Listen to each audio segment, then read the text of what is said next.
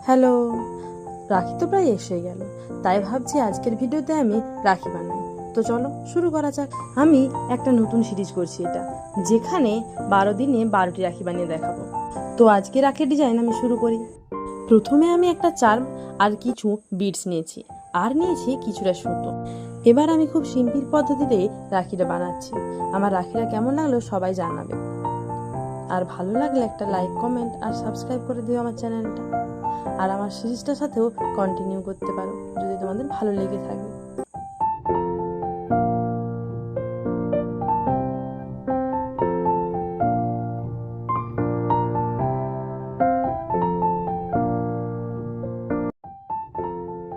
এবার দুপাশে দুটো গিঁট দিলে রাখিটা কমপ্লিট। আমি একটু হাতে পরে দেখিয়ে দিই কেমন লাগছে, তাহলে আরো ভালো করে তোমরা বুঝতে পারবে। ওকে, আজকের মতো টাটা।